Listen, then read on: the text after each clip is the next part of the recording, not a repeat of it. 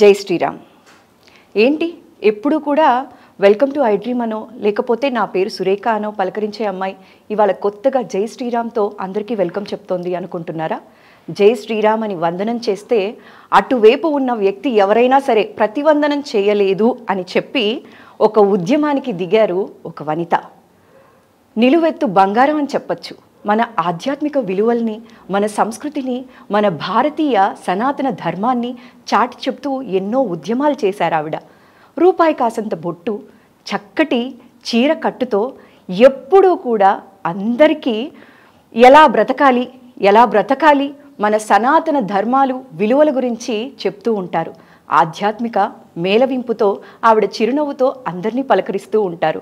భారతీయం ఇంటి పేరుగా మార్చుకున్న మన భారతీయం సత్యవాణి గారితో ఇవాళ మనం మాట్లాడబోతున్నాం. జై శ్రీరామ్ అమ్మ. జై శ్రీరామ్ అమ్మ. జై శ్రీరామ్ అనే పదానికి ప్రతివందన చేయలేదు అని చెప్పి అవతల ఒక గవర్నర్ ఉన్నప్పటికీ కూడా వారి మీద ఉద్యమానికి దిగి నవయుగ ద్రౌపదిగా మారి నేను అయోధ్యలో శిలాన్యాసం చేసే వరకు ముడి వెయ్యను అని చెప్పి శపథం చేశారు కదమ్మా. అవునమ్మా. కలియుగంలో కూడా శపథాలు చేస్తారా అని చెప్పి మీలాంటి వాళ్ళని చూసాకే నాకు తెలిసింది. నాకు తెలిసి కలియుగంలో శపథం చేసిన ఒకే ఒక నారీమణి మీరే అయి ఉంటారమ్మా. అంటేమ్మా, ఏ శపథమైనా ఒక ఆవేదన నుంచి, ఒక ఆవేశం నుంచి పుట్టుకొస్తుంది. అంటే ఆవేదన వెనుక కొంత అర్థం కూడా, పరమార్థం కూడా ఉంటేనే కదా వచ్చేది. అవునా కదా? అందుకని ఆ సిచ్యువేషన్లో కలిగినటువంటి సన్నివేశాన్ని బట్టి నాకు కలిగినటువంటి ఆవేదనతో కూడిన ఆవేశం నా చేత పని చేయించింది.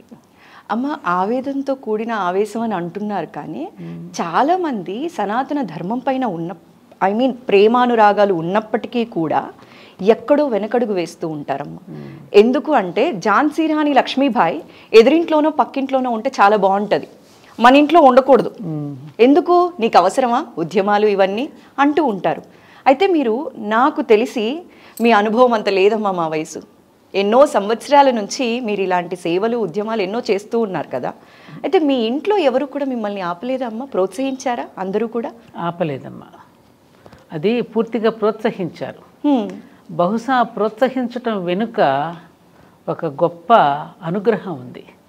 ఆ అనుగ్రహమే నడిచే దైవం పరమాచార్య గురువు శ్రీ శ్రీ శ్రీ చంద్రశేఖరేంద్ర సరస్వతి మహాస్వామి వారి యొక్క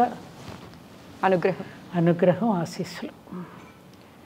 అమ్మ, గురు బ్రహ్మ గురు విష్ణు గురు సాక్షాత్ పరబ్రహ్మ అంటారు. మీకు గురువుగారు అంటే ఎంత అభిమానం అంటే ప్రతి ఇంటర్వ్యూలో వారి పేరు తలవకుండా మీరు అసలు మాట్లాడిన రోజే లేదు. ఎంత బాగా గమనించావు తల్లి. అంతే కదమ్మా, మాటకి ముందు ఆయన్ని తలవకుండా ఉండరమ్మా. అసలు ఆయన్ని తలుచుకోగానే మీ కళ్ళంబట నీళ్ళు ఏంటమ్మా? ఆయన లేకపోతే నేను లేను కాబట్టి. మా పెదవి మాత్రమే నాది, పదవి నా గురువుది. ఏ మాట నేను మాట్లాడేది నాది కాదు, వారే పలికిస్తున్నారు. ఇది వాస్తవం అమ్మ. అయితే ఇప్పుడు అంత గొప్ప గురువుల్ని ఆరాధిస్తున్నాం కదా, కొంతమంది పుట్టగొడుగుల్లాగా పుడుతున్న గురువు పేరు చెప్పుకొని మిస్లీడ్ చేస్తున్నారు కదమ్మా. అవునమ్మా. వారి వల్ల అసలైన గురువులకి కూడా చెడ్డ పేరు వచ్చే అవకాశాలు చాలా ఉన్నాయి, వచ్చేసాయి కూడా. దీని మీద మీ అభిప్రాయం ఏమి? భలే ప్రశ్న వేశావు సురేఖ. దానివలనే సనాతన ధర్మానికి చాలా అవమానం జరుగుతోంది.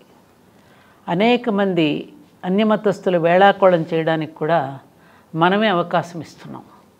ఎందుకనంటే మన వేద వాంగ్మయం ఏదైతే చెప్పిందో ఆ వాంగ్మయాన్ని సరిగ్గా అవగాహన చేసుకోకపోవడం వల్ల, అర్థం చేసుకోకపోవడం వల్ల, ఎవరికి వారికి తోచినట్టుగా నిర్వచనాలు చెప్పుతూ ఉండడం వల్ల ఈ ప్రమాదాలు జరుగుతున్నాయి.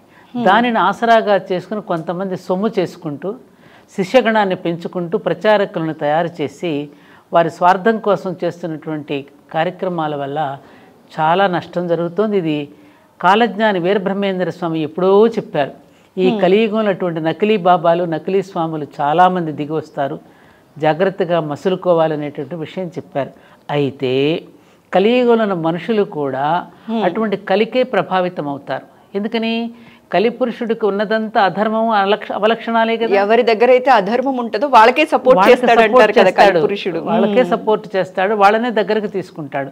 అందుకనే ఏం చెప్పింది మనకి, ఈ కల్మష నాశిని, ఈ కల్మషాన్ని నాశనం చేయాలని భగవన్నామ సంకీర్తన, భగవంతుడిని వేడుకోవడం తప్ప మరొక శరణాగతి లేదు అనేటటువంటిది మనకి భాగవతం కూడా చెప్పింది కదమ్మా. కాబట్టి ఇది జరుగుతూ ఉంటాయి. కాకపోతే మనం నిరాశపడనక్కర్లా. ఎవరైతే విశిష్టమైనటువంటి వ్యక్తులు ఉన్నారో, ఇప్పుడు ఉన్నారుగా, అవును, చాలామంది గొప్ప వ్యక్తులు ఉన్నారు, ఇప్పటికీ తెరచాటునున్నారు, తెర మీద ఉన్నారు. వారందరూ చేస్తున్నటువంటి కృషి వల్ల ఈ మేలైనటువంటి ఈ విత్తనాలు విశిష్ట వ్యక్తుల మీదనే మళ్ళీ సత్యయుగం ఆరంభం అవుతుంది. అందుకని మనం దిగులు చెందనక్కర్లా. అమ్మ, ఇందాక మీరు మాట్లాడినప్పుడు చెప్పారు, నాకు ఇంట్లో వాళ్ళు ఏ రోజు నన్ను ఆపలేదండి, చాలా సపోర్ట్ ఇచ్చారు అని చెప్పి. అయితే నాన్నగారికి మీకు ఉన్న బాండింగ్ చాలా చక్కగా చెప్తూ ఉంటారమ్మా ఇప్పుడు. అవునమ్మా. ఇప్పుడు ఆయన సపోర్ట్ లేకుండా ఉంటే బహుశా మేమందరం కూడా సత్యవాణి గారి మాటలు ఇంత చక్కగా వినేవాళ్ళు కాదేమో. అందరూ కూడా చాలామంది అంటారు, పెళ్ళితో నా కలలన్నీ నిర్వీర్యం అయిపోయాయి, ఫుల్ స్టాప్ పెట్టేశాము, నన్ను ఒక ఇంట్లో గృహిణిలాగే చేశారు అంటారు. ప్రతి ఒక్కళ్ళు చెప్పేది ఏంటి అంటే, ఒక మగవాడి సక్సెస్ వెనక ఒక ఆడది ఉంటుంది అంటారు. కానీ ఒక ఆడది సక్సెస్ అవ్వాలి అంటే వెనక మగాడి సపోర్ట్, ఎగ్జాక్ట్గా చెప్పాలి అంటే భర్త సపోర్ట్ చాలా అవసరం అంటారు. అంతలా సపోర్ట్ చేశారు కదమ్మా మీకు నాన్నగారు. నాన్నగారు లేని లోటు ఎలా భరిస్తున్నారండి? లోటే, కానీ ఆయన ఇచ్చినటువంటి ధైర్యం, భరోసా, నా మీద ఉన్నటువంటి అపారమైనటువంటి నమ్మకం. భార్యలను చాలామంది ప్రేమిస్తారు, కానీ ఆయన నన్ను ఆరాధించారమ్మా. ఎంత బ్యూటిఫుల్గా ప్రజెంట్ చేశారు తెలుసా అమ్మ. భార్యల్ని ప్రేమిస్తారు అందరూ, కానీ ఆయన నన్ను ఆరాధించారు. ఎంత అదృష్టం అమ్మ మీది. నిజంగా ఆయన ఒక జీవన యోగి. చాలామంది పెద్దవాళ్ళు, నాకు పరిచయం ఉన్న వాళ్ళు అంటూ ఉంటారు, నీ ఇంట్లోనే ఒక యోగి ఉన్నప్పుడు ఇంకా నువ్వు స్వామీజీల దగ్గరికి ఎందుకమ్మా వెళతావు అంటూ ఉండేవారు. నిజంగా ఆయన ఒక స్వామీలకు ఉండవలసినటువంటి అన్ని లక్షణాలు వారిలో ఉన్నాయమ్మా. గృహస్థాశ్రమంలో ఉంటూ వారిద్దరి పిల్లలకి జన్మనిచ్చి నన్ను ప్రతి విషయంలో కూడా వారు ఎంకరేజ్ చేస్తూ, నేను ఆర్జించింది కానీ ఏదైనా కూడా సమాజానికి ఇచ్చేస్తున్నప్పుడు కానీ ఎప్పుడూ నన్ను ఆయన వారించలేదు, పైగా నన్ను ప్రోత్సహించారు. తాను ఉద్యోగంలో కాస్తో కూస్తో తను ఆర్జించినటువంటి జీతంలో ఉన్న ప్రావిడెంట్ ఫండ్లో వచ్చినట్టు కూడా సమాజానికి కూడా ఆయన కూడా ఇచ్చేశారు. నిష్కామంగా, ఎక్కడా తన పేరు కానీ తనకి ఎక్కడ బయటికి రావాలని కానీ తనని గురించి కొంత గొప్పగా చెప్పుకోవాలని కూడా ఎప్పుడు ఆశించాల. తన ఉద్యోగ ధర్మాన్ని కూడా అలాగే నిర్వర్తించారు ఆయన. తనకి మెడల్స్ వచ్చినా కూడా నాకు కూడా కనీసం చెప్పేవారు కాదు. అటువంటి వారిని, ముఖ్యంగా ఆయన అలా ఉండడానికి గల మూల కారణం, వారికి 14 సంవత్సరాలు అప్పుడు ఆయనకి చదువు పూర్తయి 16వ సంవత్సరంలో ఇంజనీరింగ్లో జాయిన్ అయ్యారు ఆయన. మా మామగారు కూడా ఇంజనీర్, ఒక్కరే కొడుకు. మా అత్తగారు 12 భాషలు మాట్లాడేవారు. 12 భాషలు. చాలా అందమైన యువతి ఆవిడ. సాధారణంగా 5 భాషలు మాట్లాడితేనే వారికి మెదడు చాలా షార్ప్ గా పనిచేస్తుంది అని అంటారు. అవును, 12 భాషలు అంటే, ఎందుకంటే వీరు సెంట్రల్ గవర్నమెంట్ జాబ్ అవ్వడం వలన మా మామగారికి అన్ని స్టేట్స్లో ఉద్యోగం చేస్తూ వారికి అన్ని భాషలు వచ్చి, మదర్ టంగ్ హిందీ. వీరు సెటిల్ అనమాట. వీళ్ళంతా జబల్పూర్లో, భోపాల్లో పుట్టారు మా శ్రీవారు. అలా వాళ్ళు ఉండడంతో సడన్గా మా మామగారు చనిపోవడంతో మా అత్తగారు చిన్నప్పటి నుండే ఆయన ఇంట్లో ఉన్నప్పుడు ప్రతి నెల పౌర్ణమి నాడు ఆయన చేత సత్యనారాయణ స్వామి వ్రతం చేయించేవారట, ఒక్కడనే కూర్చోబెట్టి. ఓకే. ఆ చిన్నప్పుడు సత్యనారాయణ స్వామి వ్రతం చేయటం వల్ల సత్యాన్ని వ్రతంగా ఎలా ఆచరించాలి, సత్యమే నారాయణ స్వరూపం అనేది తెలుసుకున్నటువంటి వారే ఏనాడు ఆయన అబద్ధం అనేది ఆడేవారు కాదమ్మా. నేను వారి జీవితంలో జరిగిన కొన్ని సంఘటనలు చూసి నేనే ఆశ్చర్యపోయిన సంఘటనలు ఎన్నో ఉన్నాయి. ఇలా కూడా ఈ కలియుగంలో ఒక మనిషి ఉండగలడు దేనికి ప్రభావితం కాకుండా అనేది చాలా సంఘటనలు ఉన్నాయి. మీరు చెప్తుంటే నాకే చాలా వండర్ లాగా కనిపిస్తోందమ్మా. వ్రతం అంటే కూర్చున్నావా, మాకేదన్నా కోరిక ఉందా, ఇది తీరిపోవాలి స్వామి అని కోరుకుంటారే తప్ప అందులోని ఆంతర్యాన్ని పట్టుకోవడం అనేది చాలా తక్కువ మంది చేస్తారు. ఒకసారి ఎందుకు, నా పెళ్ళైన కొత్తలో మేము విశాఖపట్నం ట్రాన్స్ఫర్ అయ్యాం. ఎవరిది మా ఇంట్లో ఒక కార్బన్ పెన్సిల్ వచ్చి పడింది. ఇంట్లో ఎవరు తెచ్చి పడేసారో పిల్లలు ఆడుకుంటూ తెచ్చారు. ఓకే. ఇదేంటి కార్బన్ పెన్సిల్, ఇది గవర్నమెంట్ పెన్సిల్స్ ఏవి మంది ఇంట్లో ఎందుకున్నాయి, తను తెచ్చారని అనుకుంటారేమని కంగారు పడిపోయి ఆ పెన్సిల్ని బాయిలర్లో వేయించారు నా చేత. అంటే అంత నిబద్ధత అనమాట, అంత నిబద్ధత కలిగినటువంటి. ఇప్పటికీ ఎంఈఎస్ ఆఫీస్కి వెళ్తే అక్కడ ఉన్న వాళ్ళందరూ అమ్మో సార్ అమ్మ నిలువెత్తు ధర్మం అమ్మ ఆయనని చెప్తూ ఉంటారు. అట్లాంటి గొప్ప ఒక జీవన యోగి అమ్మ చంద్రశేఖరరావు గారు.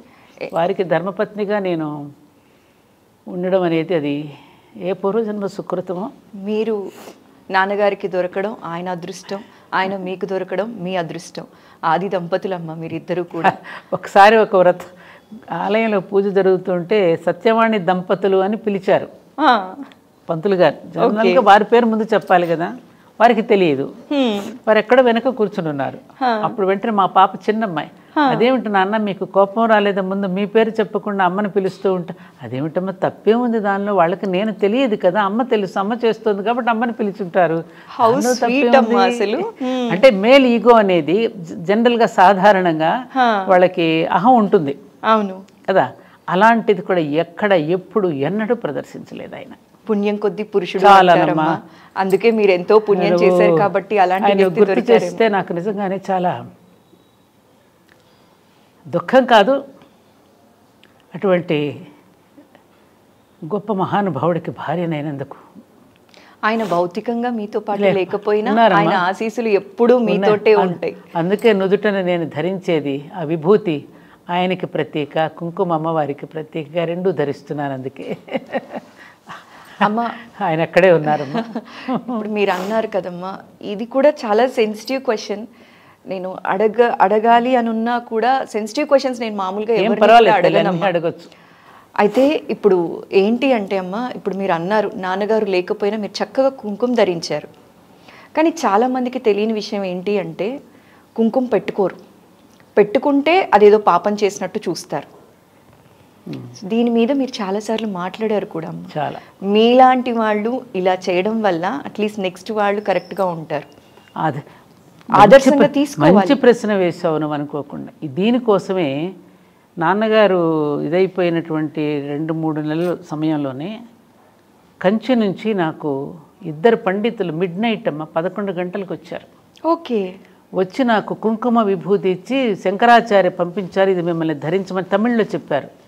ఈ కుంకుమ మీరు శివగామి, మీరు కుంకుమ ధరించడం వల్ల మిగతా స్త్రీలందరూ కూడా ధైర్యంగా పెట్టుకుంటారు అని మీకు పంపించారు స్వామి అని చెప్పి నా దగ్గర ఆ వీడియోస్ మీకు పంపిస్తా, వీలైతే మీరు చూడండి ఖచ్చితంగా. అది ఎందుకనంటే అమ్మా, ఇది ఎక్కడా కూడా లేనటువంటిది. శాస్త్రంలో ఎక్కడా కూడా మంగళసూత్రం మెట్టెలు తీసేయమన్నారే కానీ కుంకుమ ఇవి వాడకూడదని చెప్పలేదు.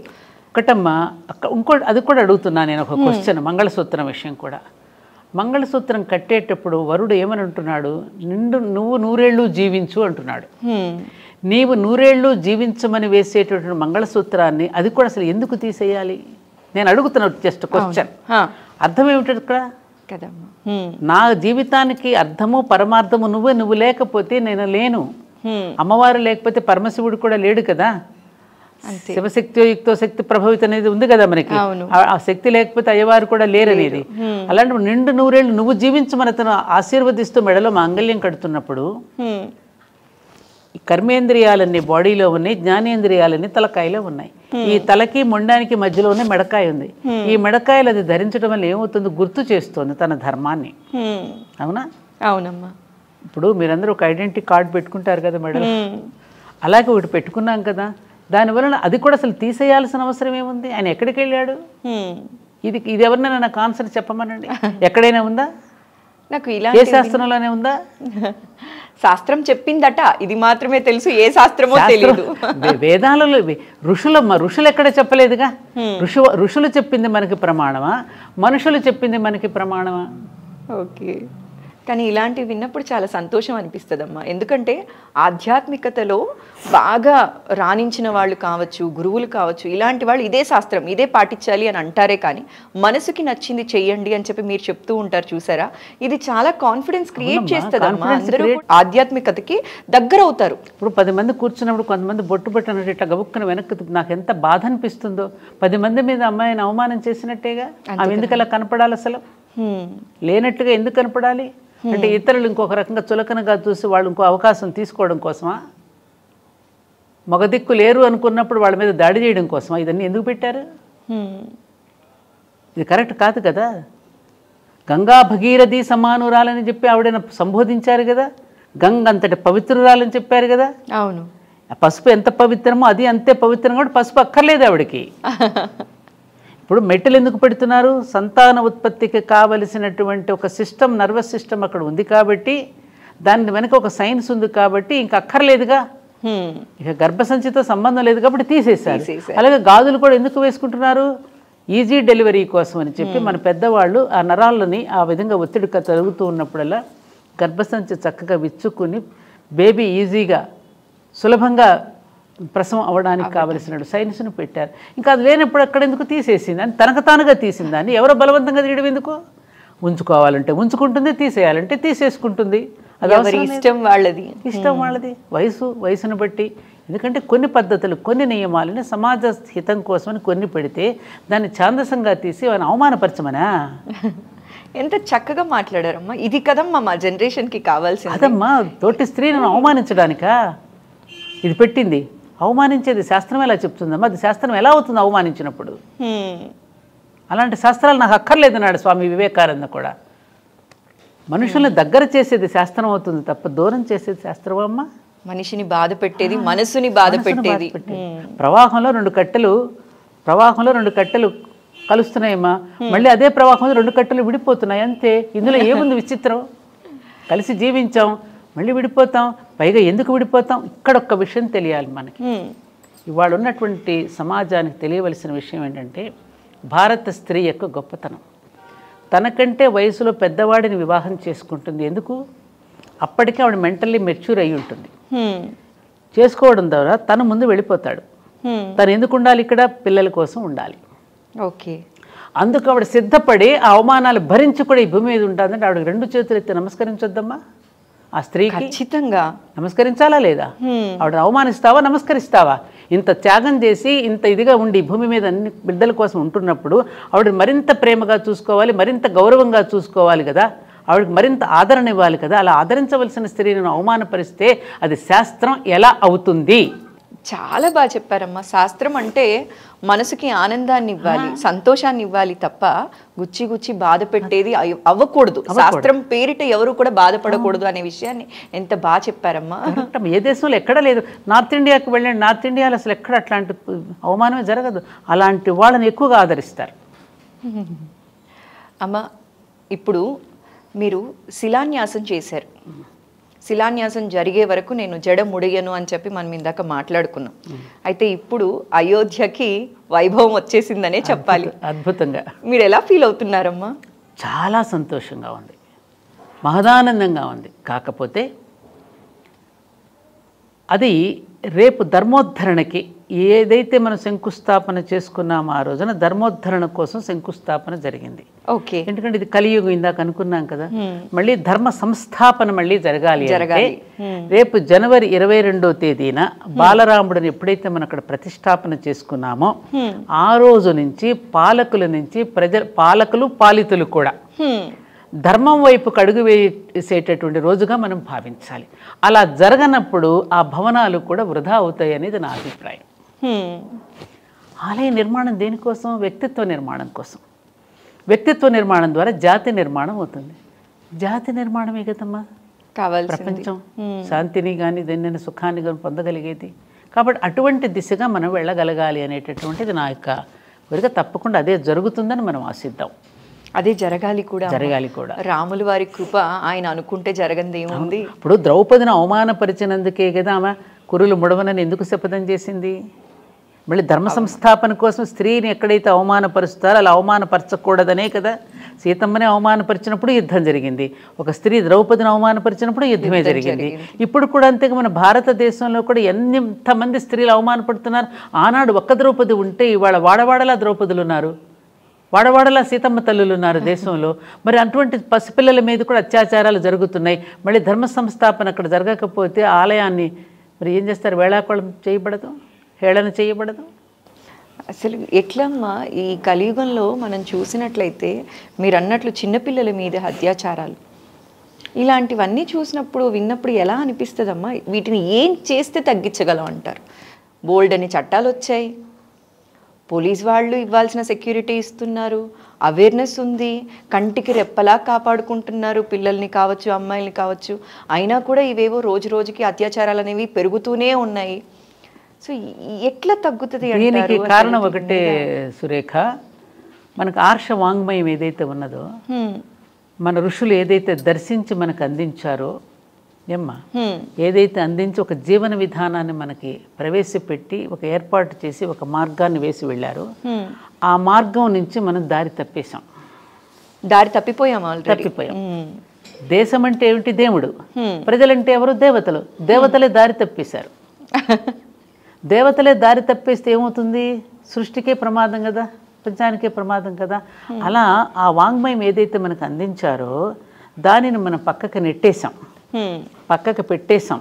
పాఠ్యాంశాలలో లేదు, తల్లిదండ్రులు పిల్లలకు బోధించేటువంటి పద్ధతి లేదు, ఇంగ్లీషు చదువుల కోసం పరుగులు పెడుతున్నాం, డాలర్లు సంపాదించడానికే మానవ జన్మ అన్నట్టుగా మనం ప్రవర్తిస్తున్నాం, కుటుంబ భాష పిల్లలకు నేర్పట్లేదు, రూపాయి విలువని గురించే చెప్తున్నాం. దాని వలన ఇవన్నీ కూడా వస్తున్నాయి. కాబట్టి మళ్ళీ ఆర్ష వాంగ్మయాన్ని మళ్ళీ మనందరం బూజు దులిపి అవన్నీ కూడా చదివి దాని పరమార్థాన్ని నేటి తరానికి చెప్పగలిగి లేకపోతే మళ్ళీ దారిన పడుతుంది. ఇప్పుడు చూడండి, నిన్న నేను చూసాను ఒక సీరియల్లో, రాధాకృష్ణ సీరియల్లో, శ్రీకృష్ణుడు కొడుకు సాంబ, వాడి తల్లి జాంబవతి తండ్రికి చెప్పకుండా చాటుమాటుగా అన్ని ఇస్తూ ఉంటుంది, అన్ని శక్తులు వాడికి ప్రసాదిస్తూ ఉంటుంది. వాడి చివరికి ఏంటి, గారాభంగా పెరిగి తల్లి దగ్గర ఎలా అయితే ధృతరాష్ట్రుడు కనుక దుర్యోధనుడికి ఎట్లయితే ఇచ్చాడో అలా నేర్పి చివరికి శ్రీకృష్ణుడిని చంపడానికి తయారవుతాడు, దుర్మార్గుడిగా రూపొందుతాడు. మరి ఇది వాళ్ళ నేటి పిల్లలకి చెప్పాలిగా, రేపు తల్లులు తెలుసుకోవాలిగా. ఎక్కడ తెలుసుకుంటున్నారు? ఈ కథలు ఎక్కడ వినపడుతున్నాయి మనకి? అక్కడక్కడ పాపం చాలామంది ప్రవచకులు చెప్తున్నారు, చాలా ప్రయత్నాలు అయితే జరుగుతున్నాయి, మనకంటే విదేశాల్లో ఎక్కువ ప్రయత్నాలు జరుగుతున్నాయి. మన విలువ మనకి తెలియడం, అక్కడ వాళ్ళు మన సంపదని బాగానే వాడుకుంటున్నారు. ఇప్పుడు సీతమ్మ అంటుంది, ఆ చాకలివాడు, అయ్యో నా వల్ల నేనమ్మా ఇదంతా జరిగింది, నన్ను క్షమించమంటే, భద్రా నీ తప్పు కాదయ్యా, ఈ సమాజంలో నువ్వు కూడా ఒక భాగమే, ఈ స్త్రీని ఎలా గౌరవించాలో ఈ సమాజం నీకు నేర్పలేదు కాబట్టి తప్పు చేశావు అనింది. మరి స్త్రీని గౌరవించటం ఎలాగో మన పిల్లలకు మనం నేర్పామా, నేర్పుతున్నామా? నేర్పే బాధ్యత పేరెంట్స్ తీసుకోవాలని ఆ పద్యాలు మనకు నేర్పే, అన్యకాంత లడ్డంబైన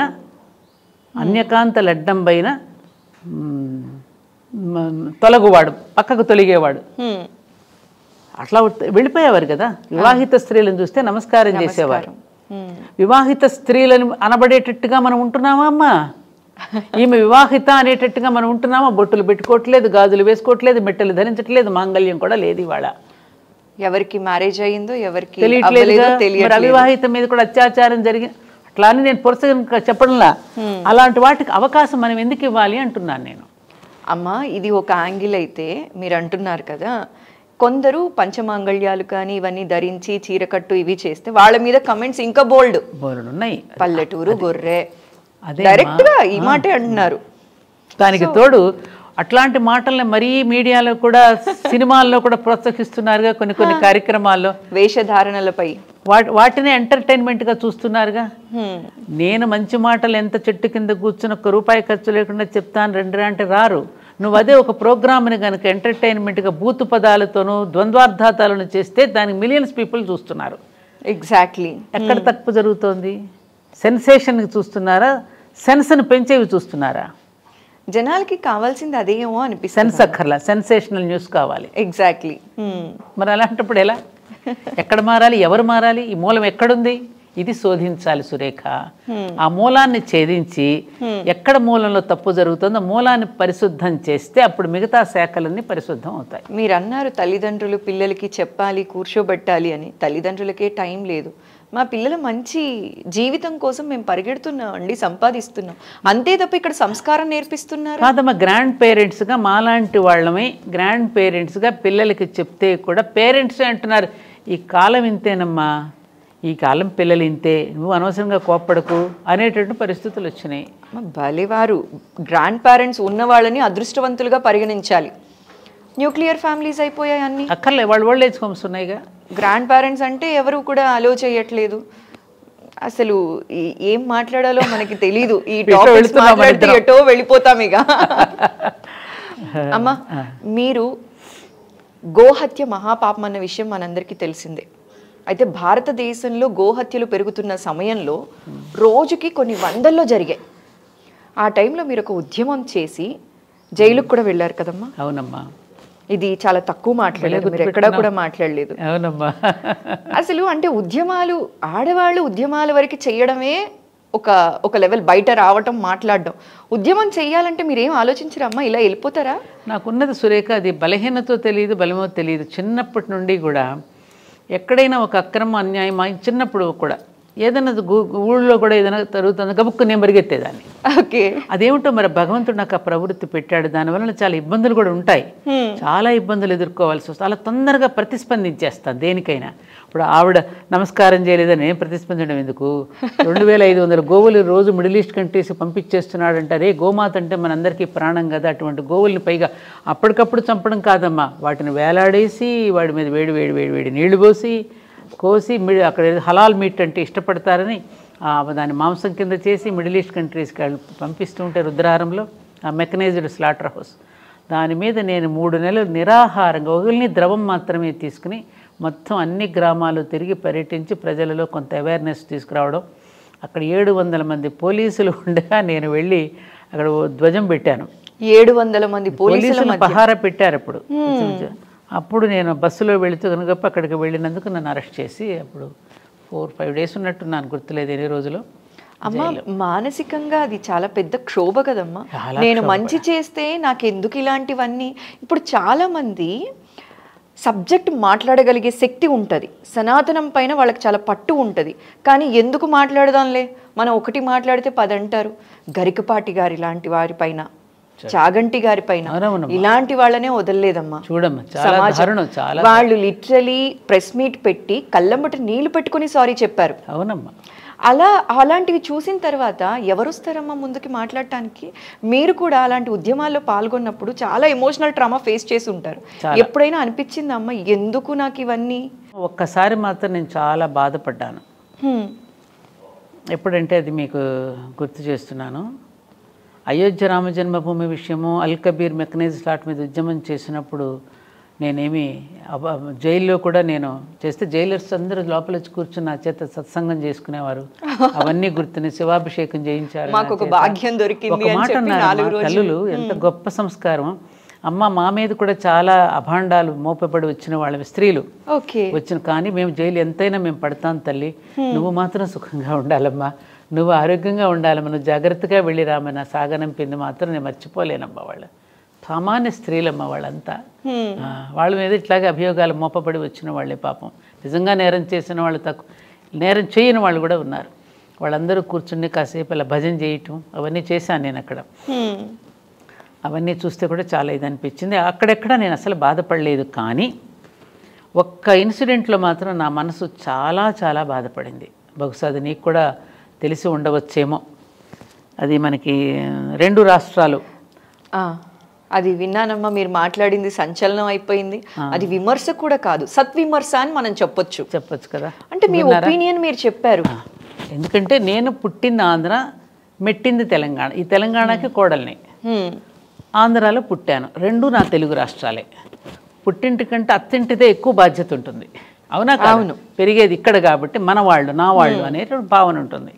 అప్పుడు నేను ఆ ఉద్దేశంతో నేను చాలా చక్కగా సంబోధిస్తూ, తమ్ముడు అంటూనే సంబోధిస్తూ, ఇలా వద్దు అని చెప్పి మహాభారతాన్ని కొంచెం సమన్వయపరుస్తూ 2 రాష్ట్రాలు మనం విడిపోవద్దు, మీరు 15 సంవత్సరాలు మనమే పరిపాలించుకుందాం, కానీ ఇలా విడిపోవచ్చాం అనేటటువంటి అపప్రద మనం తెచ్చుకోవద్దు అనేది నేను ప్రేమపూర్వకంగానే చెప్పాను తప్ప నేను వేరేగా ఎక్కడ విమర్శించడం కానీ ఎవరిని తిట్టడం కానీ నాకు తెలంగాణ ప్రజలంటే చాలా ప్రేమని కూడా చెప్పాను. నిజంగా నాకు చాలా ప్రేమ, ఎందుకంటే నిష్కల్మషంగా ఉంటారు వాళ్ళు.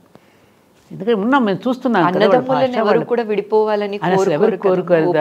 పెద్దవాళ్ళు ఎవరైనా పిల్లలు ఇద్దరు దెబ్బలాడుకుని విడిపోతామంటే ఏం చెప్తాం? ఇంట్లో తల్లి రే ఇద్దరు అన్నదమ్ములు కలిసి ఉండండి రా అనే చెప్తాం, కానీ విడిపోండి రా అని ఎవరైనా చెప్తామమ్మా? అదే భావనతో నేను చెప్పిన దానికి నా మీద చాలా భాండం వేశారు. 1000 ఎకరాలు నేను కబ్జా చేశానని వేశారు. తప్పమ్మ, 1000 ఎకరాలు ఎక్కడుంది అసలు? నీటి ద్వారా అది 3500 కుటుంబాలమ్మ. దానిలో 3500 కుటుంబాలకి గవర్నమెంట్ పర్మిషన్స్తోనే ఇళ్ళు కట్టుకుని, అన్ని పర్మిషన్స్ తీసుకుని కూడా ఇళ్ళు కట్టుకుని, అంత చక్కని డాక్యుమెంటేషన్తో అందరూ స్థలాలు కొనుక్కున్నారు. అందులో మేము మా బంధువులు మేము అందరం ఉన్నాం. దానిలో అందరం కలిసి వాళ్ళ తరపున నేను కూడా సుప్రీంకోర్టులో వన్ ఆఫ్ ది ఫైటర్ని, 5గురిలో నేను కూడా ఒకదాన్ని. ఈ 3500 కుటుంబాలని రక్షించుకోవడం కోసం అని చెప్పి మేము ఒక ఆర్గనైజేషన్గా ఫామ్ అయ్యి అందరం ఇది చేసుకుంటున్నాం. అందులో నా ల్యాండ్ కాదు, నా భూమి కాదు, నేను వేసిన లేఅవుట్ కూడా కాదు, అది నాకు సంబంధం లేనిది. కానీ సంబంధం లేకపోయినా నన్ను ఎంచుకున్నారు ప్రజలు. బురద చల్లటం సత్యవాణి గారు అయితే సిన్సియర్గా పనిచేస్తారు, ఆవిడ మనందరి కోసం కష్టపడుతోంది అని చెప్పి నాకు అప్పగించిన బాధ్యతను నేను కమిట్మెంట్తో నేను పనిచేస్తున్నా. దానికి అక్కడ మన దేవాలయాలు ఉన్నది, స్వయంభూ దేవాలయం అక్కడ ఉన్నది, ధర్మపురి క్షేత్రం మియాపూర్లో మనది చిన్న మొదటి నుంచి ఉన్న దేవాలయమే. దానికొస్తే విస్తృతంగా చేసేసి దాన్ని ఇంకా మరింతగా ఆలయాలను కట్టించి మన దాన్ని ఒక ధార్మిక ప్రసార కేంద్రంగా దానిని తీర్చిదిద్దుకోవాలని ఒక సంకల్పంతో పరమాచార్య బ్లెస్సింగ్స్తో మనం చేస్తున్నాం. అక్కడికి వచ్చి నా మీద దారుణంగా వాళ్ళు నేను నడుస్తుంటే పరిగెడుతున్నానని కెమెరాల్ని రకరకాలుగా తిప్పేసి చాలా ఇదిగా మాట్లాడారు. అందరి ముందు ఒక 40 మంది అడ్వకేట్స్ వచ్చి అక్కడ అంత అన్ఫిల్డీ వర్డ్స్ మాట్లాడి రకరకాలుగా చేసిన దానికి మాత్రం అప్పుడు నా మనసు కలత చెందింది. కానీ నేను చిరునవ్వుతోనే స్వీకరించాను. కానీ ఇది ఆ రోజున నువ్వు పేపర్లోనూ టీవీలోనూ అంత ప్రసారం చేశావు, కోట్లాది మంది జనం చూసుంటారు, అది ఎంతమందికి అది నిజమని తెలుసు అబద్ధమని తెలుసమ్మా? అది ఆరోపణని కొట్టి పడేసిన తరువాత ఆ న్యూస్ చాలా తక్కువ చూపించారుగా. అది తక్కువ, ఆరోపణలు మాత్రం ఎక్కువ చూపించారు. మరి అది ఆరోపణలు వేసేసిన తర్వాత ఎంతమందికి ఉంటుంది? కొంతమంది పాప నాది మీలాంటి వాళ్ళు ఏదైనా ఇంటర్వ్యూస్ చేస్తే పెడుతుంటారు కదా, దాంట్లో కొంతమంది కామెంట్స్ పెడతారు కదా. ఎవరో ఒకడు ఏదో డర్టీ కామెంట్ పెట్టినప్పుడు మనసు ఎంత బాధ అనిపిస్తుంది. వాడికి ఏం తెలుసు అని పెట్టాడు కామెంట్, వాడికి ఏం తెలుసు పాపం, నిజమే అనుకుంటాడుగా. ఈ వాస్తవాలు ఎంతమందికి తెలుస్తాయి? కాయిన్కి రెండో వైపు అని మీరు ఎప్పుడు అంటూ నా ఇంటికి వచ్చి చూడండి సురేఖ, మీరు తెరిచిన ఇల్లు ఏమీ ఉండవు నా ఇంట్లో, కాస్ట్లీ ఫర్నిచర్ ఉండదు, కాస్ట్లీ కారులు ఉండవు నా ఇంట్లో. చాలా తెరిచిన ఇంటికి తాళాలు కూడా వేసుకోను నేను. అలాంటి లైఫ్ నాది. ఇలా వస్తే అలా ఇచ్చేయడమే తెలుసు నాకు. అమ్మ మీ గురించి మీకు దగ్గరగా ఉన్న వాళ్ళకి, మీకు సంబంధం ఉన్న వాళ్ళందరికీ తెలుసమ్మా, మీరు ప్రత్యేకంగా చెప్పాల్సిన అవసరం లేదు. కాదు, తెలుసు, చెప్తున్నా నేను. అది ఇప్పుడు ప్రతి మనిషి కూడా ఒక అభిప్రాయాన్ని, భావాన్ని స్వేచ్ఛగా చెప్తూ ఉంటే, భావస్వేచ్ఛ లేకుండా ప్రతి ఒక్కళ్ళ నోరు కట్టేద్దాం, ప్రతి ఒక్కళ్ళ మీద బురద చల్లేద్దాం అనేటువంటి ప్రవృత్తిని కనుక రోజు రోజుకి ఇట్లా పెంచుకుంటూ పోతే సమాజంలో రేపు ప్రశ్నించేవాడు ఎవరుంటాడు? రేపు సమాజం ఏమైపోతుంది? అసలు ప్రశ్నించేవాడే నాకు ఉండకూడదు అనుకుంటే ఎంత ప్రమాదం అది. ప్రశ్నించే వాళ్ళు కూడా ఇప్పుడు మీలాంటి మంచి చెప్పడం కూడా, నాట్ ఓన్లీ ప్రశ్నించే వాళ్ళే కాదు, మంచి చెప్పేవాళ్ళు కూడా ఉండకూడదంటే ఎట్లా? మంచే చెప్పనివ్వకపోతే ఇంకేం ప్రశ్నిస్తారు చెప్పమ్మా? అది ఒక్కటే నన్ను బాధ పెట్టింది తప్పమ్మా. అప్పుడప్పుడు నాకు కొంచెం ఎవరైనా అట్లా కామెంట్ పెట్టినప్పుడు కొంచెం మనసు బాధపడుతుంది. ఇప్పటికీ ఆ గాయం అలానే ఉందమ్మా? ఉంటుంది కదమ్మా సహజంగా. తప్పకుండా భగవంతుడు నన్ను నేను నిరూపించుకునే రోజు తప్పకుండా వస్తుందనేటటువంటి దృఢమైన విశ్వాసం నాకుంది. దానిలో అంత సత్యం ఉన్నది, దానిలో అంతటి పవిత్రత ఉన్నది, దానిలో అంత గొప్పతనం కూడా ఉన్నది. కాబట్టి తప్పకుండా అమ్మవారు, నేను నమ్ముకున్న నా దైవం ఎప్పటికైనా దానిని నన్ను ప్రూవ్ చేస్తుంది సమాజానికి. నాకు నమ్మకం. సీతమ్మ వారికే తప్పలేదమ్మా. మరి తప్పలేదు. పాండవులే కష్టాల పాలై అడవుల పాలై ఉన్నారమ్మా. అజ్ఞాతవాసం, అరణ్యవాసం చేసి, రామచంద్రుడే 14 ఏళ్ళు అరణ్యవాసం చేశాడు. మనమెంత తల్లి, ఇంకా వాళ్ళకన్నా చాలా సుఖంగా బ్రతకడలా మనం? బోలెడంత సుఖంగా బ్రతుకుతున్నాం వాళ్ళకంటే. కాబట్టి అది నేను పెద్ద ఇదిగా తీసుకొని, కాకపోతే అప్పుడప్పుడు మనిషిని కదమ్మా కొంచెం పించేస్తుంది. కొంచెం కాదమ్మా, అది చాలా పించేస్తుంది. ఎందుకు అంటే మనకి 10,000 పొగడతలు వచ్చుండొచ్చు, 10,000 మంది చప్పట్లు కొట్టుండొచ్చు, ఇవేవి గుర్తుండవు. బాగా చెప్పారు. ఎక్కడో ఒక విమర్శ లేకపోతే ఒక చిన్న నెగిటివ్ కమెంట్ అనేది మనసుని కోసేస్తుంది, రంపంతో కోసినట్టు.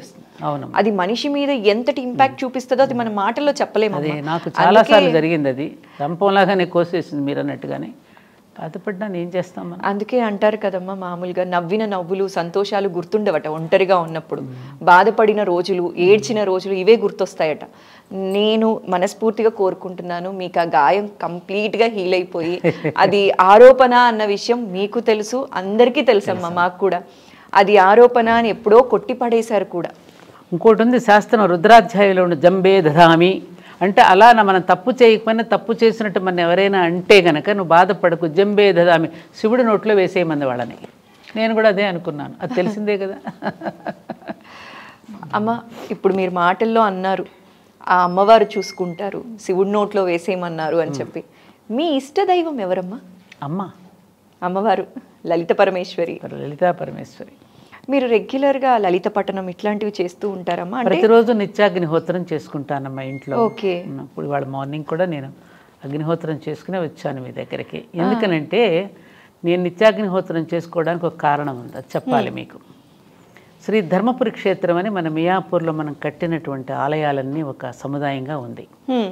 అక్కడ ప్రాణప్రతిష్ఠ జరిగింది. ఆ ప్రాణప్రతిష్ఠ జరిగిన అన్నింటిలోనూ నా ఇన్వాల్వ్మెంట్ ఉంది కాబట్టి, నేను చేయించాను కాబట్టి, నాకు లోపల ఒక బాధ ఏమిటంటే ఆచార్యులు ఉన్నారు, పురోహితులు ఉన్నారు, పెడతారు, టైం కానీ టైం ఉండొచ్చు, ఒక్కోసారి జరగవచ్చు జరగకపోవచ్చు. బిడ్డల్ని మనం కనిన తర్వాత మనమే పెట్టుకుంటాంగా అన్నాం. అలాగే అక్కడ ప్రాణప్రతిష్ఠ చేసిన తర్వాత వాళ్ళని కూడా మనం జాగ్రత్తగా చూసుకోవాలి కదా. అందుకని నేను ఇంటిలో ఉండే ఆ దేవతలందరికీ మన ఇంటిలో ఉండే హవిస్సులు వేస్తూ ఉంటాను అనమాట. ఓకే. ఒక బ్రేక్ఫాస్ట్ లాగా తినిపించడం అనుకో, ఎందుకంటే అగ్నిముఖంగానే కదా వారు స్వీకరించేది. అది మనం పెట్టిన తర్వాత మనం తింటాం నైవేద్యం. ఇది అగ్నిముఖంగా వేస్తే వారికి చెందుతుందనేది మనకి శాస్త్రీయ దృక్పథంతో చెప్పిన విషయం అందరికీ తెలిసిందే కదమ్మా. అలా పెట్టుకుని నేను తృప్తి పడతానంతే, ఇందులో గొప్పదేం కాదు. అందుకే ఎన్ని విషయాలు నేర్చుకోవాలమ్మా మీ దగ్గర నుంచి. మేము 8 గంటలు పనిచేసేదానికి పొద్దున్నే వచ్చేప్పుడు టైం అయిపోయిందని చెప్పి ఓ రోజు పూజ చేస్తాం, ఓ రోజు అమ్మకి చెప్పొచ్చేస్తూ ఉంటాం, ఇలా పరిగెట్టేస్తూ ఉంటాం. ఏమంటే టైం లేదు, ఉట్టి నమస్కారం పెట్టుకొని వచ్చేస్తూ ఉంటాం.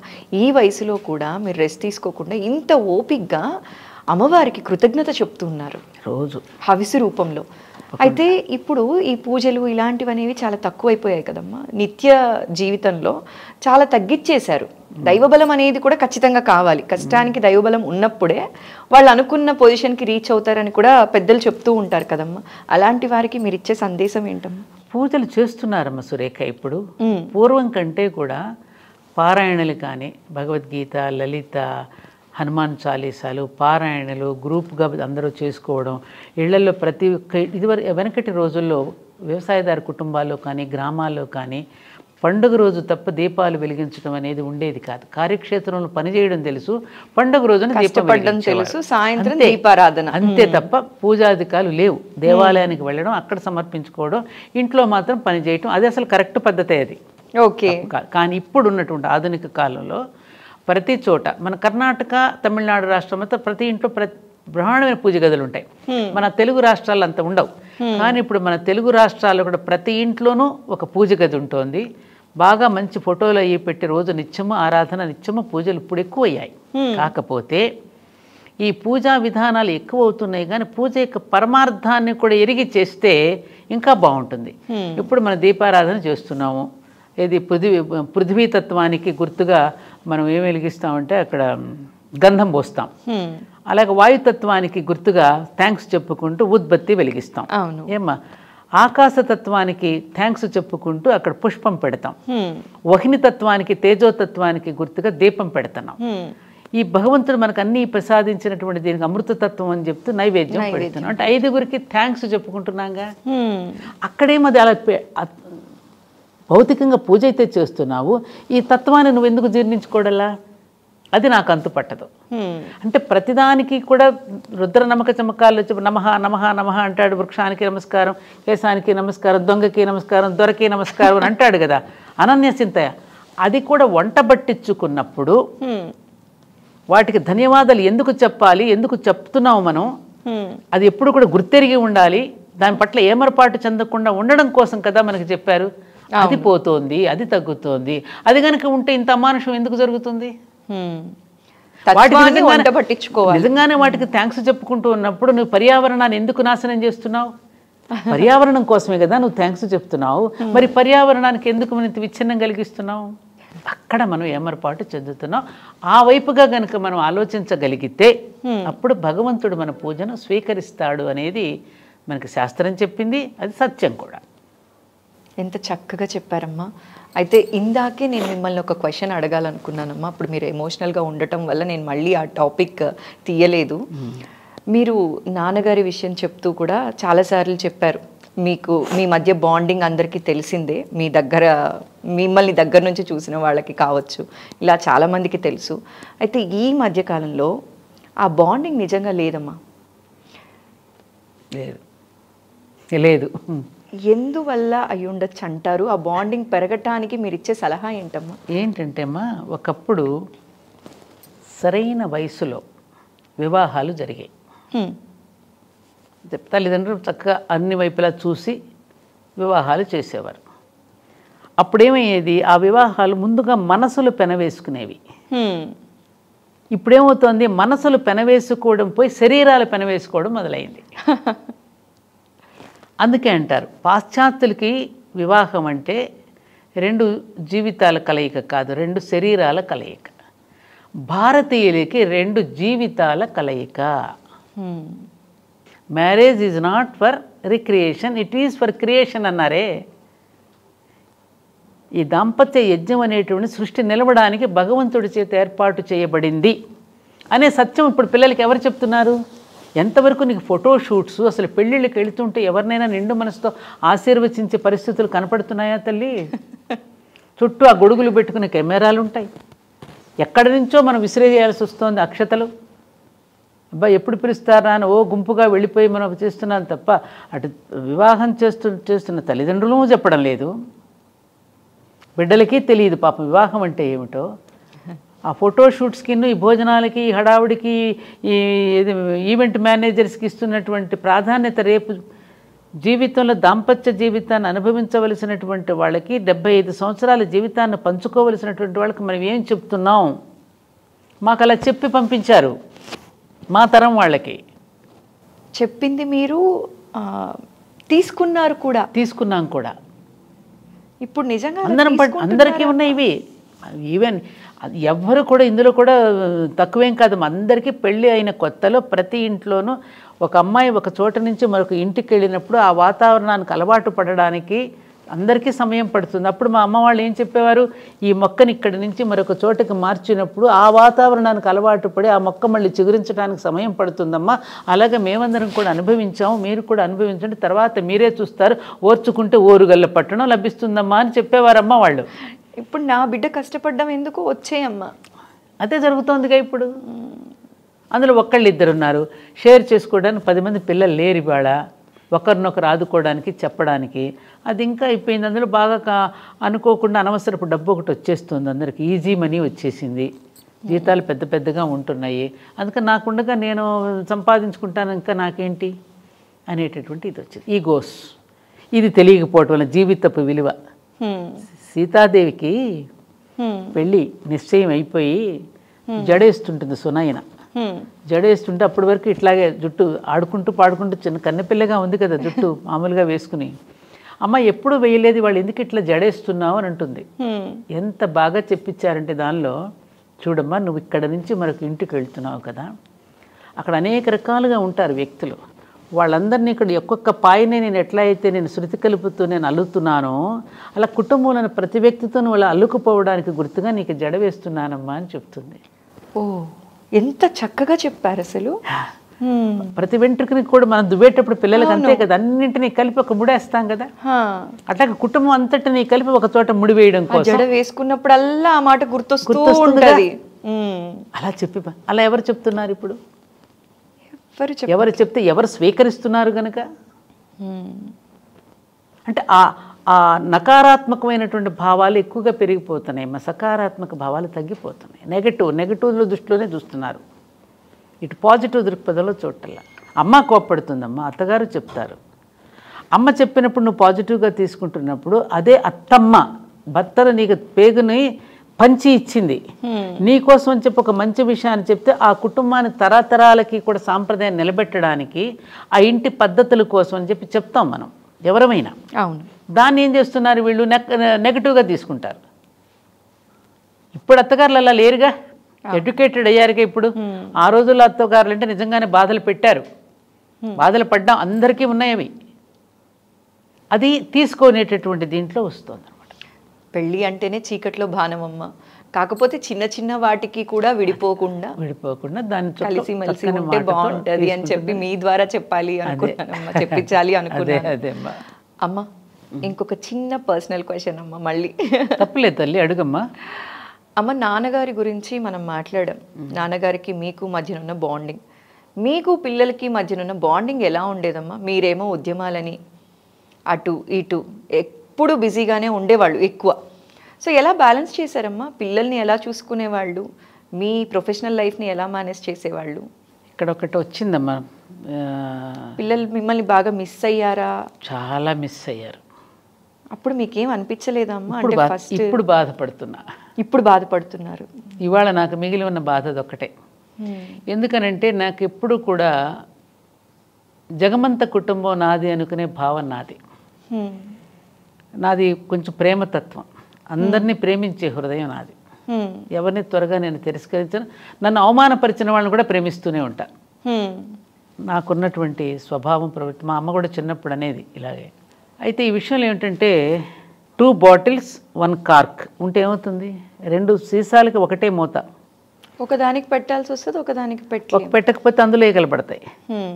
ఇందులో పెట్టకపోతే ఇందులో ఈగలు పడితే, అందులో పడితే ఇందులో ఈగలు పడతాయిగా. ఈ రెండింటిని బ్యాలెన్స్ చేసుకోవటం అనేది కొంచెం కష్టతరమైన విషయమే. అందులో నాకు ఈ పాజిటివ్ థింకింగ్ ఇదంతా ఎక్కువగా ఉండడం వల్ల మా పిల్లలు చాలా నష్టపోయారని నేను గట్టిగా ఒప్పుకు తీరవలసిందే. నష్టపోయారు. ఎందుకంటే వాళ్ళకి మంచి తెలివితేటలు ఉన్నాయి, సామర్థ్యం ఉంది, మంచితనం ఉంది, నాలెడ్జ్ ఉంది.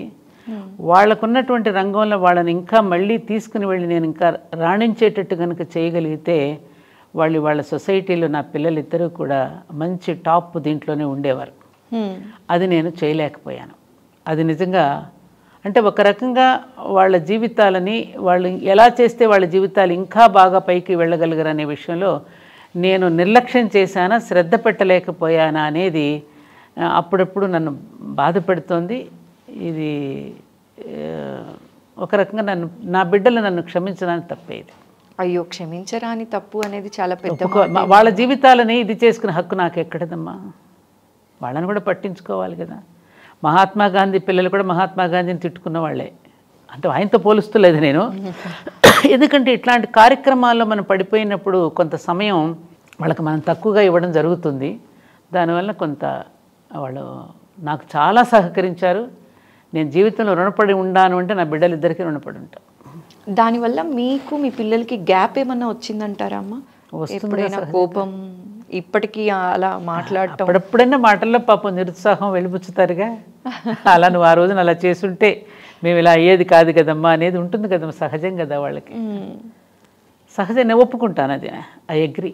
కానీ మీరన్నట్టు జగమంత కుటుంబం అని చెప్పి చాలా మందిని ఇన్స్పైర్ చేశారు, చాలా మంచితనాన్ని నేర్పించారు, సనాతన ధర్మాన్ని కాపాడారనే చెప్పాలి. భారతీయం అనేది మాకు నిలువెత్తు బంగారంలా మా ఎదురుగా ఇవాళ కూర్చున్నట్టు కనిపిస్తున్నారు. ఎందుకంటే మనం చెప్పేది ఒకటి చేసేది ఒకటి ఉండకూడదు. మనకు పెద్దలు ఏం చెప్పారు, మనం ఋషుల యొక్క సంతానం అన్నారు. దీనికి వచ్చిన ఎగ్జాంపుల్ చెప్పచ్చా మీకు? ఖచ్చితంగా అమ్మ, చెప్పండి. ఒక రాజుగారి దగ్గరికి ఒక సన్యాసి దర్శించడానికి వెళ్తాడు. వెళుతుంటే ఆ భటులందరూ వచ్చి, రాజుగారు ఇప్పుడు మీకేం సమయం ఇవ్వరు, మీరు వెళ్ళి రావచ్చు అని చెప్పి ఆయనకి అపాయింట్మెంట్ ఇవ్వకుండా పంపిస్తారు. ఓకే. పంపిస్తే అతను వెళుతుంటాడు, ఆయన సోదరుడు వచ్చి వెళ్ళాడని చెప్పండి అని చెప్తాడు ఈ సన్యాసి. ఓకే. ఈ మాట వెళ్ళి రాజుగారికి చెప్తారు, మీ సోదరుడు అండి వచ్చి వెళ్ళాడు అని. రాజుకు కోపం వచ్చి, నాకు సోదరుడా? నాకెవరు లేరే, మా అమ్మకి నేను ఒక్కడనే కదా, నాకు సోదరుడు అని చెప్పింది ఎవరబ్బా, పిలుచుకురండి, అతన్ని నిలదీసి అడుగుతాను అని చెప్పి కోపంగా చెప్పిస్తే వాళ్ళు మళ్ళీ వెనక్కి పిలిచి తీసుకొస్తారు. ఇప్పుడు రాజుగారు, ఏమిటయ్యా నాకు సోదరుడు అని చెప్పావంట, ఏ విధంగా నాకు సోదరుడు అవుతావు నువ్వు అని అడిగారు. అడిగితే అయితే రాజుగారు నేను ఒక 3 ప్రశ్నలు వేస్తాను, చెప్పండి. ఆ ప్రశ్నలు ఏంటమ్మా? మిమ్మల్ని పుట్టించింది ఎవరు రాజుగారు అని అడిగాడు. ఓకే. పరమాత్మ. పరమాత్మ. మరి ఆ పరమాత్మకి నేను పుట్టింది ఎవరికి? ఆ పరమాత్మే. మన ఇద్దరిని పరమాత్మే పుట్టించినప్పుడు మరి మీరు నాకు సోదరుడు కాకేమవుతారు రాజుగారు? ఇంకేం సమాధానం చెప్తాడు రాజుగారు? ఏం సమాధానం చెప్తాడు? మీ జన్మకారం ఎవరు అంటే ఆ పరమాత్మే కదా, ఎవరికైనా పరమాత్మేగా తన తండ్రిని ఇచ్చింది, ఆ రూపం ఇచ్చింది. మరి నన్ను పుట్టించింది ఎవరు రాజుగారు? పరమాత్మే. మరి మన ఇద్దరు తండ్రి పరమాత్మ అయినప్పుడు మీరు నాకు సోదరుడే కదా అంటాడు. ఇది కదా మన వసుధైవ కుటుంబకం అని ఒకవైపు చెప్తూ, జగన్మాత సంతానం అని మనం ఒకవైపుని చెప్తూ, ఆ జగన్మాత సంతానమే మన చుట్టూ ఉన్నారని తెలిసినప్పుడు మరి ఎవరిని ప్రేమించకుండా ఎలా ఉంటాం మనం? పరమాచార్య ఇక్కడ ఒక్క మాట గుర్తు చేయాలి, ప్రతిరోజు నేను గుర్తు చేసుకునే మాట అది. పరమాచార్య గారు. ఆయన అంటారు, భగవత్ సాన్నిధ్యం అందరికీ లభించడం లేదు, అదేదో నా దగ్గర దొరుకుతుందని చెప్పి వాళ్ళ కష్టసుఖాలు నాతో చెప్పుకుని అమాయకంగా తృప్తి పడుతూ వెళ్తూ ఉంటారు. అయినా వీళ్ళ కోసం కాక, వీళ్ళ కష్టాలు వినడం కాకపోతే నేనెందుకు జీవించి ఉండాలి అన్నారు స్వామీజీ. అలాంటి మహానుభావుల దగ్గర ఇవాళ ఎంతమందికి సాన్నిధ్యం దొరుకుతుంది చెప్పమ్మా? మరి ఎవరికి చెప్పుకుంటారు ఈ కష్ట సుఖాలు? అదిగో మిమ్మల్ని వాళ్ళు దూరం చేస్తున్నారు కాబట్టి మా దగ్గరికి రండి అని ఇంకొకళ్ళు సంకనెత్తుకుంటారు. అవునా కదా? అలా జరుగుతుందా లేదా? అలా జరగడం వల్లే కదమ్మా ఈ మత మార్పులు. ఎందుకనమ్మా ప్రపంచమంతా ఉన్న సనాతన ధర్మం ఒక దేశం ఇంకా మిగిలాం, ఆ దేశంలో కూడా సగంగా మిగిలిపోతున్నాం. కారణం ఎవరు ఎవరు ఎవరు ఎవరు? మనం కాదా? మనమనే చెప్పాలి. అది మనం క్వశ్చన్ చేసుకోవద్దా? పక్క మతం వాళ్ళు వాళ్ళకి జరిగిన మంచిని ఖచ్చితంగా చెప్తున్నారు, 100 మందికి ప్రచారం చేస్తున్నారు. మన వాళ్ళు ఎంతమంది చెప్తున్నారమ్మా? ఎంతమంది చెప్తున్నారు? దేవుడి ద్వారా జరిగిన మిరాకిల్స్ ఎంతమంది చెప్తున్నారు? ఆ చెప్పుకోవడం అనేది మన రక్తంలో లేదు. మన గొప్ప మనం చెప్పుకోం. ఆ చెప్పుకోకపోవడం ఇతరులని అవకాశంగా తీసుకుని వాళ్ళు చెప్తున్నారు. నిలుస్తుంది? అది నిలవదు కదా. సత్యం సత్యమే కదా. ఇవాళ కాకపోతే రేపు ఇవాళ ప్రపంచ దేశాలనే భారతదేశం వైపు ఎందుకు చూస్తున్నాయి? ఎందుకు నేర్చుకుంటున్నారు ఇక్కడ వేదాలు? ఇవాళ ప్రపంచ దేశాల్లో చాలా దేశాలలో అదేదో పరమార్థం గుర్తించే కదా అంతమంది అని గ్రంథాలు రాశారు. పాల్ బ్రంటన్ దగ్గర నుంచి అనేక మంది, మన ఐన్స్టీన్ లాంటి మహానుభావులు ఎందుకు పొగిడారు మన దేశాన్ని? కాబట్టి ఇవన్నీ వస్తాయి, కాలక్రమాలు అన్నీ మారుతాయమ్మా. కాబట్టి నువ్వు అడిగిన దానికి ఆ ఒక్కటి నాకు కొంచెం బాధ ఉంది.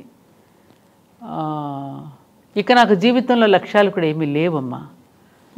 అనుకున్నది ఆ కార్యక్రమం పూర్తి చేశాను. ధర్మపురి క్షేత్రం పూర్తి రూపం దాల్చింది. హాయిగా చక్కగా అందరూ కాసేపు ప్రశాంతంగా ఆ ధర్మపురి క్షేత్రంలో కూడా నేను కోరుకునేది ఒక్కటే, వచ్చిన ప్రతి ఒక్కరికి కూడా ఎక్కడా లెగండి పొండి అనేవాళ్లే కానీ అక్కడికి వస్తే అనేక మండపాలలో కూర్చుని ఆ కాసేపు వాళ్ళు సేదదీరి నాకు ఈ కాసేపు మంచి ప్రశాంతత లభించిందని ఆ ప్రశాంతత ఫీల్ అయ్యి వెళ్ళిపోతుంటే మేము ఆనందపడుతూ ఉంటాను అంతే. అదే నాకు, ఇంకేం లేదు. రోజు చక్కగా మంచి మంచి రాధాకృష్ణ, జానకిరాముడు, మహాభారతం ఇవన్నీ వస్తున్నాయి. వాటిని చూస్తూ ఇదిగో ఎప్పుడన్నా నాకు నచ్చి మీలాంటి వాళ్ళు ఇలా పిలిస్తే 2 మాటలు చెప్పడం తప్ప ఇంకా నాకు జీవితంలో ఏ ఆలోచన లేదు, ఏ లక్ష్యము లేదు, ఏ ఉద్యమము లేదు. సో మొత్తానికైతే ఇప్పుడు సంతోషంగానే ఉన్నారు కదమ్మా, మనస్ఫూర్తిగా హ్యాపీగా? మీరు అనుకున్నవన్నీ చేశారు. చాలా సంతోషంగా ఉంది. ఇట్లా అనిపిస్తే ఇట్లా చేసేసేవాళ్ళు. రేపు 22న అయోధ్యకు కూడా వెళుతున్నాను దర్శించుకోవడానికి. ఆహ్వానం వచ్చింది. ఇంకా అంతకంటే ఏం కావాలమ్మా జీవితానికి? ఇంకేం కావాలి? నాకు అన్నీ ఇచ్చాడు. అదొక్కటే నన్ను అప్పుడప్పుడు బాధ పెట్టేది, ఆ విషయం ఒక్కటి తప్ప ఇంకేం లేదు. ఆ బాధ కూడా అలా వెళ్ళిపోవాలమ్మా. ఏదో అంటారు కదా, కొండలాగా వస్తుంది వెంటుక లాగా వెళ్ళిపోతుంది అంటారు చూసారా? అలా ఆ బాధ కూడా త్వరలో వెళ్ళిపోవాలి. త్వరలో కాదు, ఈ క్షణం నుంచి వెళ్ళిపోవాలని మనస్ఫూర్తిగా కోరుకుంటున్నానమ్మా. మీలాంటి వారు అసలు బాధపడకూడదు. బాధపడనమ్మా. పరమాచార్య చెప్పినయే నాకు ఆదేశం అమ్మా. ఆయన అన్నారు, పాపము అనే రోగానికి దుఃఖము అనేది ఔషధం. ఎంత గొప్ప మాట!